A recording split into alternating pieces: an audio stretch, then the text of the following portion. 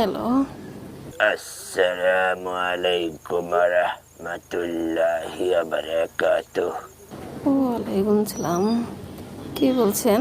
বোন, আমি হাসান আল কিবরিয়া শাহ সুফি মুজাদ্দেদিয়া বাগদাদি ওরফে শাহ মোহাম্মদ রাকিব বলছি।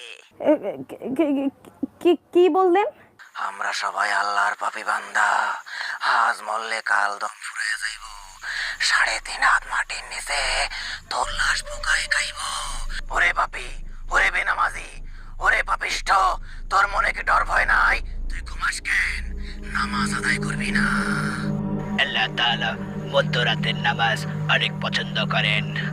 আল্লাহ তাআলা তোর সব কর্মকাণ্ডের উপর পুরস্কৃত করেছে তোকে। বল আলহামদুলিল্লাহ।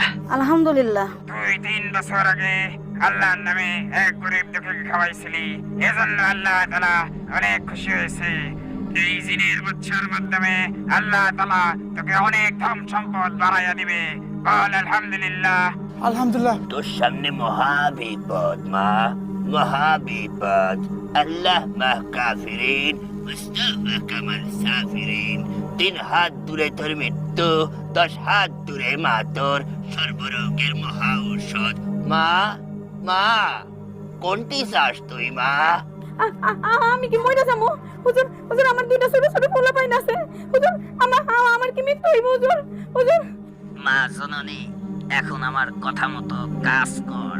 তুই উযু কর, পরিষ্কার পরিচ্ছন্ন হয়ে 2 রাকাত নফল নামাজ আদায় কর মা। এরপরে এই জিনের বাচ্চারে ফোন করবি। জিনের বাদশা মারা আমি আমগা জিনের বাদশাদের সর্দার। জিন সারান্না ওজা আমি এমন ফু দিমু একদম উড়িয়া যাবি। ওয়াক